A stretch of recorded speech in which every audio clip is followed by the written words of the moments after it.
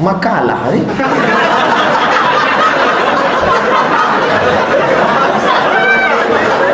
Tak apa-apa, kita jarang-jarang berjumpa. Saya pernah baca hadis yang berbunyi, tali iman yang paling tinggi adalah cinta karena Allah dan benci karena Allah. Apakah ini artinya kita boleh membenci seseorang karena Allah? Misalnya karena dia melanggar hukum Allah. Benci bukan. Apa hukum dalam Islam seorang anak melawan orang tua sampai orang tua menangis? Kok bisa? Saya umur 40 tahun. Kami adik-beradik 2 orang, laki-laki dua-duanya. Saya 40, adik saya 36. Mak saya 70 tahun. Sampai hari ini kalau mak saya mengamuk, lintang pukang tunggang langgang kami lari. Takut kami. Makanya saya heran kok ada ibu-ibu anaknya berani. Berarti dari awal sudah salah setting. Dari kecil terlonjak-lonjak, sudah besar terbawa-bawa, sudah tua terubah tidak. Kalau hendak membentuk bulu, bentuklah dari rebung.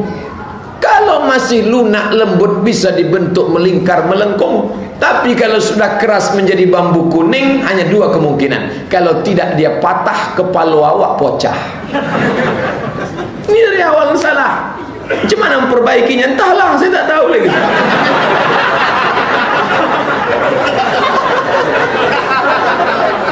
Apa hukumnya seorang anak serakah dan tamak? Itu salah satu penyebabnya orang tua salah mendidik. Ma min mauludin illa yuladu 'alal fitrah. Setiap anak lahir dalam keadaan fitrah, fitratul Islam. Fa'abawahu, kedua orang tuanya, yuhawidanihi, membuatnya jadi Yahudi, yunassiranihi, membuatnya jadi Nasrani, yumajjisanihi, membuatnya jadi Majusi. Saya dididik di tengah keluarga yang keras. Memang keras pendidikan. 4 tahun saya di Mesir, sekali haram pernah ditelepon. Sampai dipikir, jangan-jangan aku ini anak angkat. Setelah saya punya anak sekarang, sayang saya sama anak saya, maka saya tanya mak saya, mak aku ini anak angkat apa anak kandung? Anak kandung. Kenapa tak pernah mak bilang selama aku di Mesir 4 tahun, nak mak rindu. Kalau ku bilang aku rindu, kau balik. Tak pernah dia. Rupanya adik-beradik kami tak banyak. Kalau 10 maklum, cuma berdua. Saya anak pertama, adik saya berdua. Sampai akhirnya waktu sudah saya mau pulang S2, saya dapat beasiswa 3 tahun lagi untuk program S3 doktor. Mak, aku dapat beasiswa dari AMCI, Agence Marocaine Coopération Internationale. 3 tahun lagi tunggu balik aku doktor. 3 tahun lagi, izinkan aku 3 tahun lagi. Apa kata mak saya? Tak ada gunanya kau doktor kalau aku almarhum. Itu maka saya tak doktor, maka saya balik.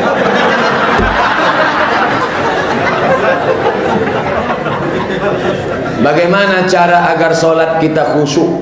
Apakah solat seorang sah apabila lupa bacaan dan jumlah rakaatnya? 2 pertanyaan ini sebenarnya.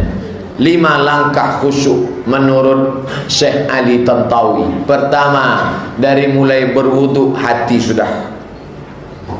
Ketika air membasuh tangan, keluar dosa dari celah tangan. Ketika air masuk ke mulut, ke hidung, keluar dosa dari mulut, lidah, hidung. Ketika air membasuh wajah, keluar dosa dari kelopak biji mata. Makanya tak boleh sambil wuduk sambil ngobrol, sambil ngomong. Itulah kata kecek Batak. Jangan tapi nah, sama. Yang kedua, sambut azan.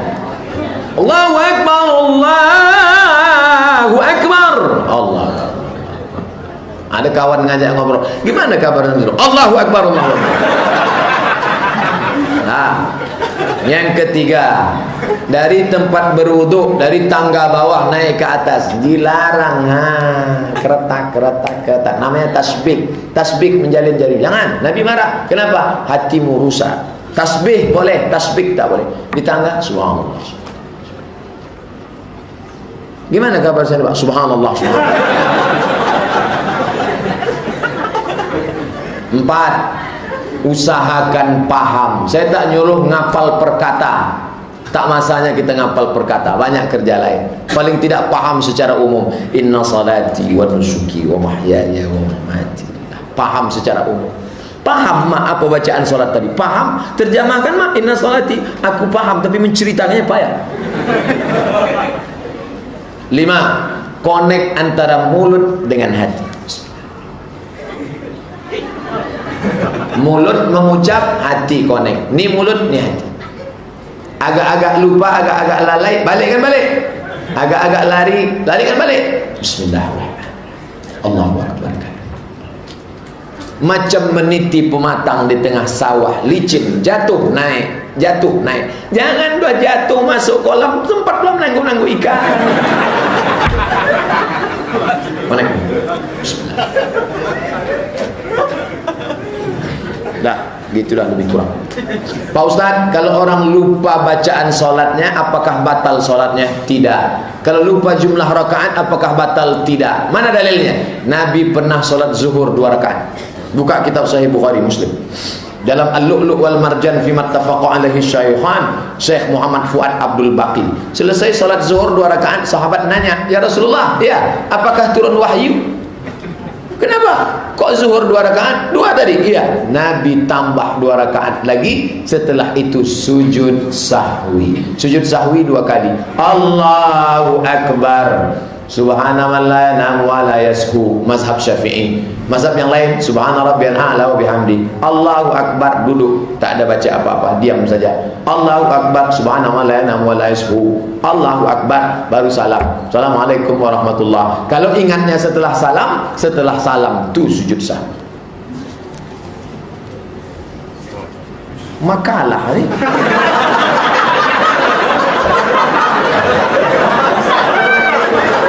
Tak apa-apa, kita jarang-jarang berjumpa. Saya pernah baca hadis yang berbunyi, tali iman yang paling tinggi adalah cinta karena Allah dan benci karena Allah. Apakah ini artinya kita boleh membenci seseorang karena Allah?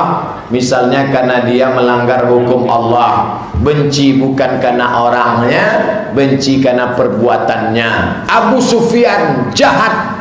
Apa jahatnya Abu Sufyan? Dibawanya 1.500 orang untuk memerangi Nabi Muhammad SAW. Setelah Nabi kalah, dibawanya kuda hitam menyepak-nyepak batu. Mana Muhammad? Mana Muhammad? Jahat Abu Sufyan.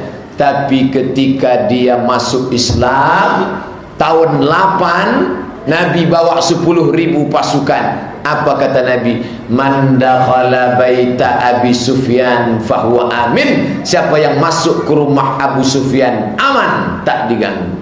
Begitu Nabi berubah hatinya. Benci bukan kepada Abu Sufyannya, pada perbuatannya. Mas bro, aku benci pada perbuatanmu karena kau sabu-sabu pesta narkoba. Tapi kalau kau sudah tobat, kau adalah saudaraku. Mari kita ke masjid bersama. Akhirnya dia pun berhenti. Bukti bukan karena tobat, karena mati. Tapi katanya tak boleh memutus tali silaturahim, Pak Ustaz. Kita bukan memutus, tapi kita menjaga jarak. Kita tetap datang Idul Fitri, say hello, assalamualaikum minal aidin wal faizin, taqabbalallahu minna wa minkum, taqabbal ya karim. Perbuatan kita itu tak setuju dengan perbuatan dia. Karena dengan setujunya kita, itu membuat dia menjadi enjoy, nyaman. Ah, abangku tak marah kok. Ah, emakku tak setuju, diam aja kok. Saya pernah baca bahwa saat Wahsy dari Ethiopia yang membunuh paman Nabi Hamzah bin Abdul Muttalib mengucap syahadat, dia mengaku dan menceritakan pada Rasulullah bagaimana dia membunuh Hamzah.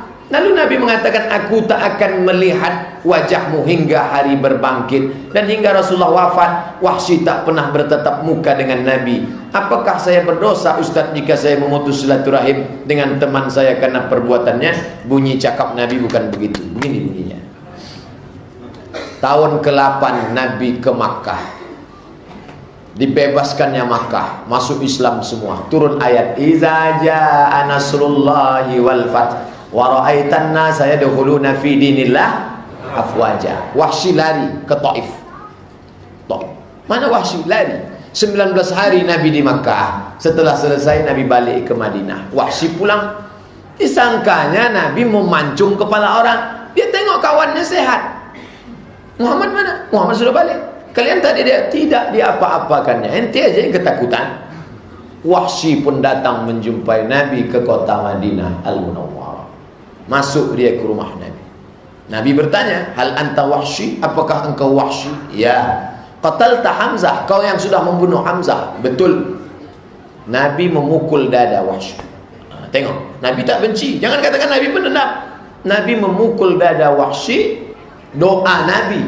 Nanti kalau ada ustaz memegang, kalau saya misalnya di An-Nur saya pegang dada ada jamaah laki-laki, sedang transfer apa ustaznya? Itu sunnah. Karena Nabi ada pegang sama. Mendoakan semoga Allah memberikan hidayah. Dan memang Wahsy Masya Allah, dialah yang membunuh Nabi palsu Musailamah Al-Kadzab. Itu Wahsy. Tanganku bergelimang dosa karena membunuh orang paling baik Hamzah, tapi pernah membunuh orang paling jahat Musailamah Al-Kadzab. Lalu apa kata Nabi? "Hal istata'ta an tughayyiba wajhaka anni?" Itu kata Nabi. Apakah bisa kau sembunyikan wajahmu dariku? Bukan Nabi benci pada dia, karena kalau nampaknya wajah Wahsy, ingat dia Hamzah. Itu dia tak benci. Jadi pahami dia dengan baik. Jangan katakan dendam. Ini tak bisa jadi dalil. Saya sudah maafkan tetangga saya itu Pak Ustaz. Kenapa kau tak datang ke rumahnya? Mau muntah saya tengok mukanya. Oh, tak bisa. Ini kasusnya berbeda. Jangan jadikan ini kias. Jika pakaian kotor jatuh ke dalam sumur, tenggelam, tak bisa dikeluarkan, apakah air sumur tersebut menjadi tak suci? Walaupun warna, rasa dan bau air sumur itu tak berubah? Tidak najis. Airnya tetap air mutlak, suci mensucikan. Kenapa? Karena sumurnya dalam lebih 2 kulah. 2 kulah itu berapa? 60 cm ke atas, 60 cm ke samping. Ma balaghal kullataini la yunjis.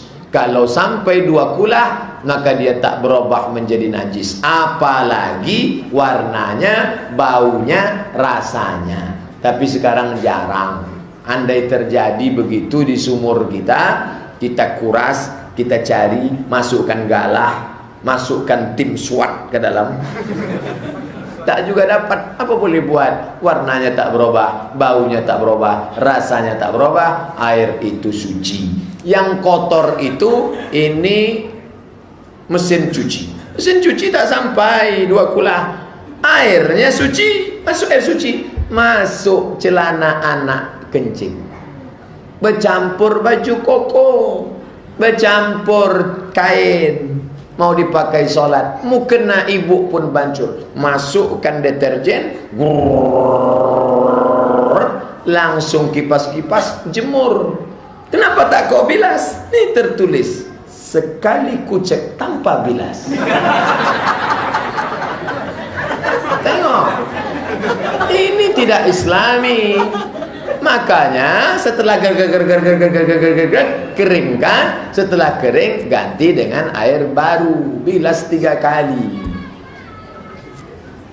Saya pernah dengar penceramah di TV yang mengutip Imam Al-Ghazali. Al-Ghazali meninggal 505. Nama kitabnya Ihya Ulumuddin, ulama besar. Namanya Abu Hamid Al-Ghazali. Dia berkata, khusyuk dalam sholat itu sangat susah, sehingga paling tidak saat takbir pertama membaca niat kita bisa khusyuk. Ayahanda Ustaz, tolong saya bagaimana agar bisa khusyuk dalam sholat. Udah tadi dibahas.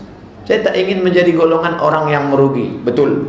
Bagaimana dalam takbir khusyuk? Qasad, ta'arad, ta'ayin. Sholatnya sholat apa? Sholat maghrib. Berapa rakaat? 3 rakaat.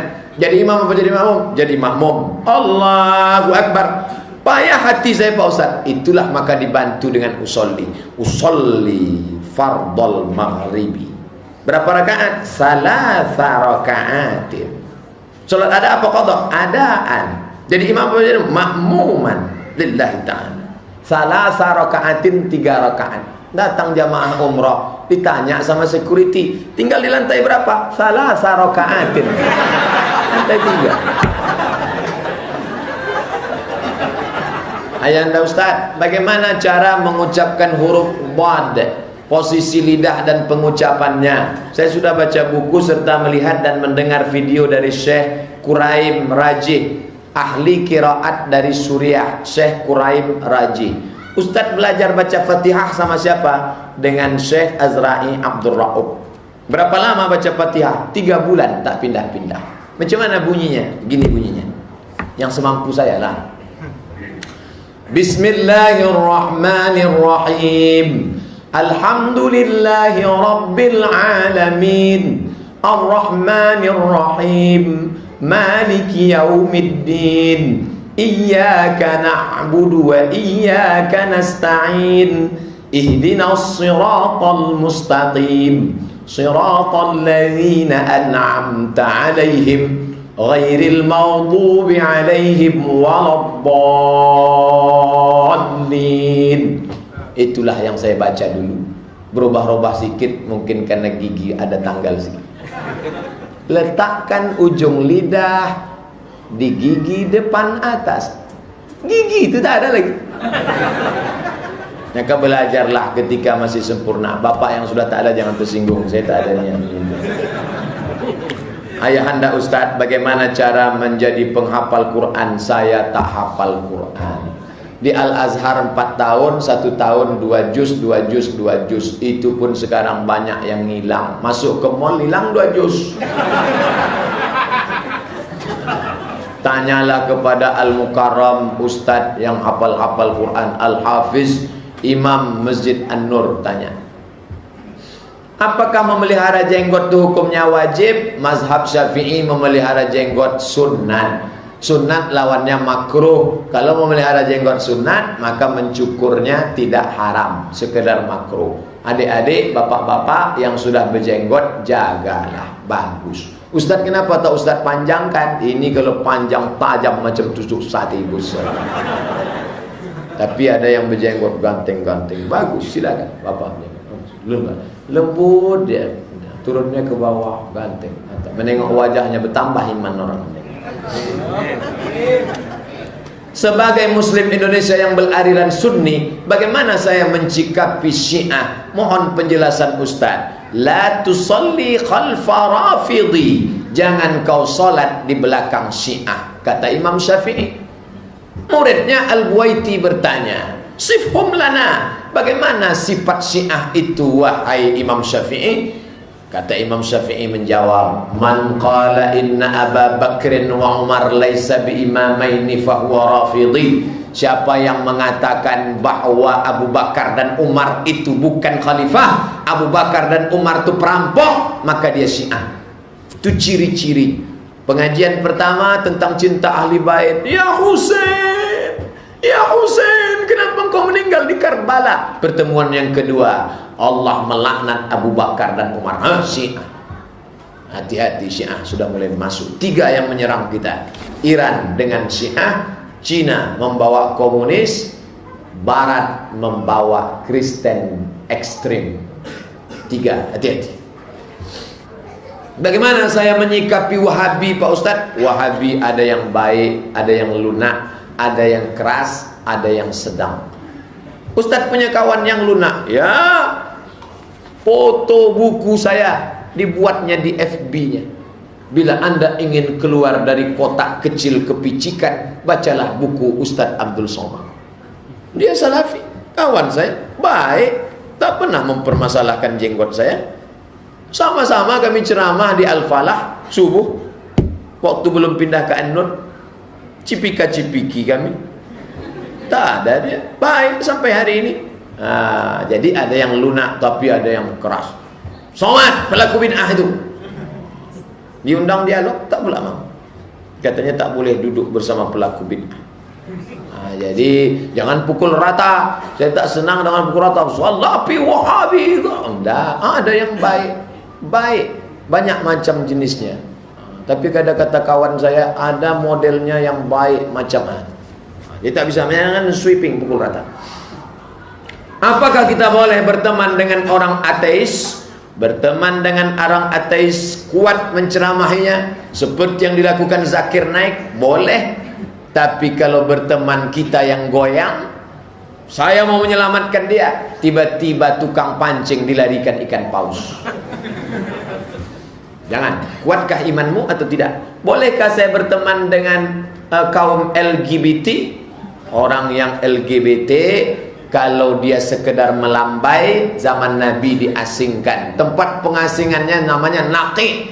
Tempat pemakaman di Madinah namanya Baqi. Tempat pengasingan bencong namanya Naqi. Beda titik, bawah Baqi, atas Naqi. Lokalisasi bencong. Bencong tak boleh hidup di tengah kita. Tapi sekarang iklan-iklan bencong luar biasa. Bang Saleh di tengah Upin dan Ipin. Sebagai muslim kita tak akan pernah mendukung, setuju dengan ide dan pemikiran serta tingkah laku mereka yang bertentangan Islam. Tapi kita hanya ingin menjalin hubungan baik dan saling menghormati. Tak bisa. Bagaimana kita mau saling menghormati? Dia melambai, dipegangnya paha kita. Apa kabar mas? Bisa. Tapi kalau kita bisa menyelamatkan dia, ya bisa kita menceramahi dia. Saya belum pernah ceramah ke bencong-bencong lagi. Ustaz, apakah hal yang patut kita lakukan di sini untuk membantu saudara muslim kita korban perang adu domba di Timur Tengah? Pertama, kirimkan bantuan. Man jahaza ghazian faqad ghaza. Siapa yang mengirimkan bantuan, dia sama macam orang jihad fisabilillah. Tak bisa kirim bantuan, doa kunut nazilah. Tadi subuh Sabtu di An-Nur, kebetulan Imam Ustaz Nazri tak ada. Mana Ustaz Nazri? Tak ada. Ustaz Samad maju, kok tahu gini terlambat saya datang. Baca doa kunut nazilah. Allahumma ansur ikhwanana al-mujahidin fi Palestin wa fi Rohingya wa fi kulli makan. Allahumma dammir a'da'aka a'da'ad din. Pulang saya ke rumah, saya bawa makcik dengan kakak sepupu. Waktu kau berdoa tadi mat menangis kan. Paham kalian? Enggak.